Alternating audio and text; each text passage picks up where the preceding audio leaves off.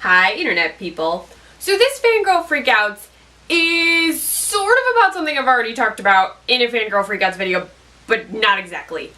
Okay, so over on Supergirl this week, there was a Valentine's Day episode. Now yes, technically Valentine's Day was last week, but I know that the CW schedule sometimes gets kind of tweaked around, so the episodes don't exactly fall where they originally were supposed to. So, it was Valentine's Day. And in the promotions and all of the stuff I had heard about this episode, it was supposed to be a pretty Sanvers heavy episode. Now if you're watching this video and you have no idea what I'm talking about, Sanvers is the ship name of Alex Danvers and Maggie Sawyer, who are a canonically female-female ship within the show. Okay, so all of the stuff I saw was about how it was Valentine's Day and it was going to be Sanvers and all of this stuff. And okay, I'm like, this will be cool. Except the end of the episode before that, The Luthers, which was focused on Kara and Lena Luthor. Lena. I always say her name wrong. I don't know why. And then I just want to call her Kitty McGrath. And I'm like, it's fine, it's whatever. Anyway, but at the end of it, we had this dude show up whose name I can't pronounce.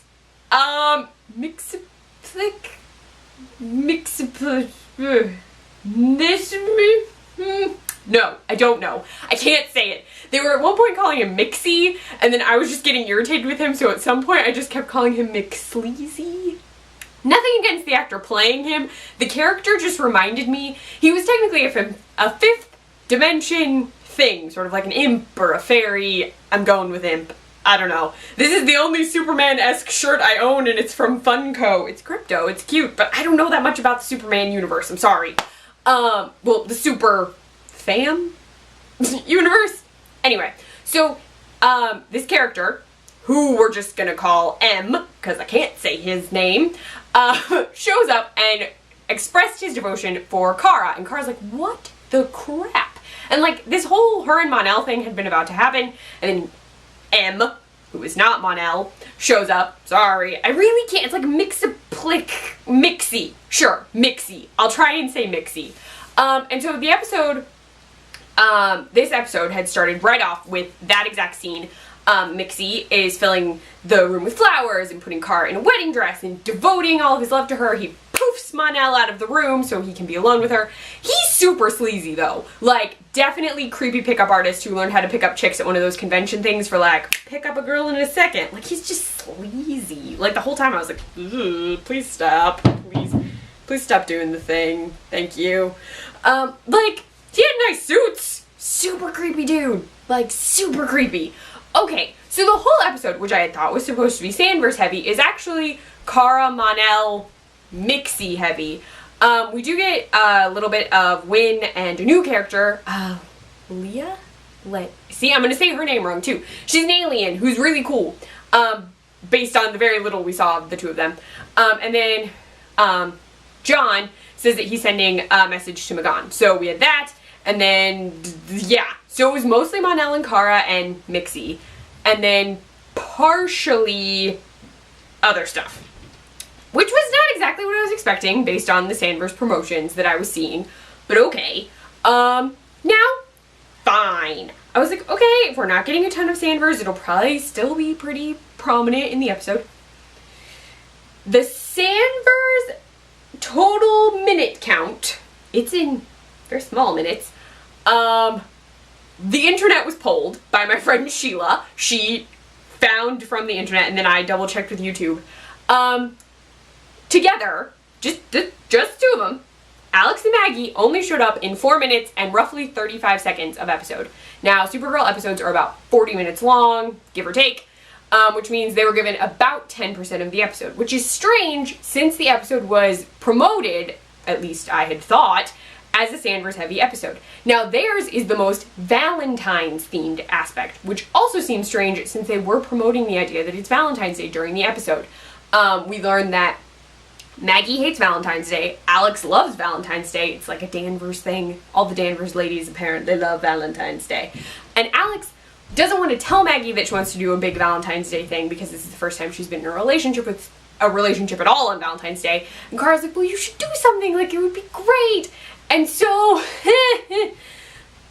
Alex tries to do something, Maggie gets really upset. We learn that Maggie, there are going to be spoilers, I'm sorry, We learned that Maggie was actually outed on Valentine's Day when she was 14 years old. She got kicked out of her house, even though she had told Alex that her coming out was fine.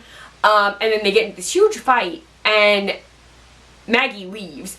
Maggie apparently does not see Alex for a full 24 hours because we see her talk to Kara, and Kara tells her that maybe you should be willing to change, even though it's kind of a dark moment for you.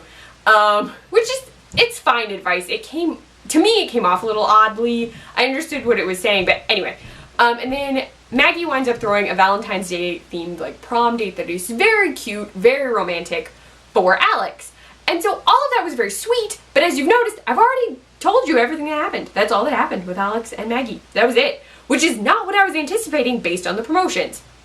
Then, what I wound up watching was Mon-El and Mixie fighting over Kara, who kept insisting she could take care of things by herself. Mon-El was getting very possessive and irritated constantly about Mixie being there. He was saying that Kara has a double standard because she wasn't holding Mixie to the same sort of level that she holds him to, which makes sense. Mixie is an imp.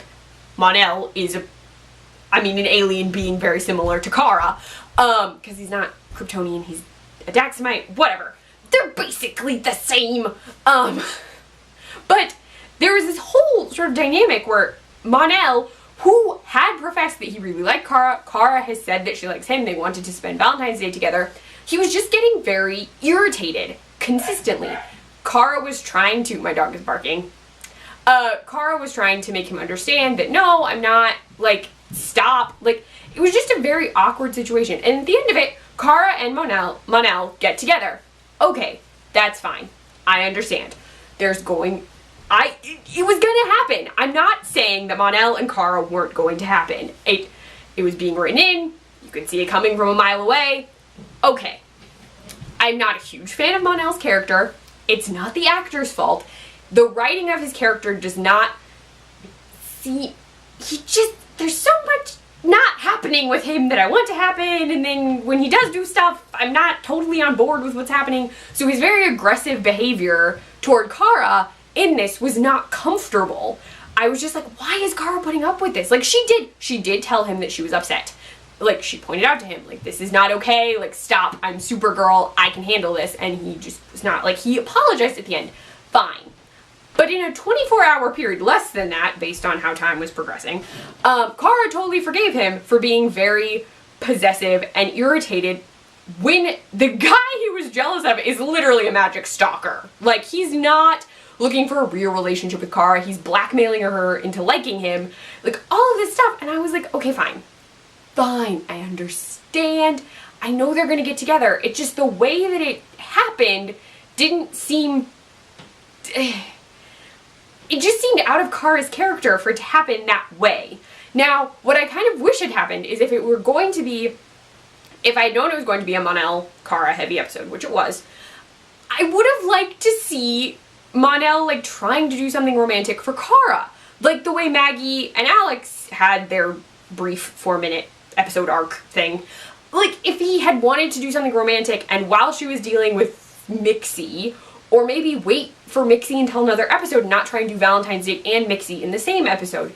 But I just think it would have felt more genuine if Mon-El had been doing sort of like, I want to give Kara a really good whatever this holiday is, because he didn't quite understand what Valentine's Day was, and sort of like went around asking people what Kara would want, or how he should, like, take Kara out on a really nice date for Valentine's Day. Like, I could have seen that, and then I would have understood more why Kara and Mon-El made out at the end of the episode. It would have made more sense. It just would have flowed a little better. It was just the fact that the two of them were so irritated with each other the entire time, and I get it. I know irritation in couples on shows like this, it happens. It's frequently what culminates the relationship. They're pissed off at each other all the time, and then they make out on the couch. It happens.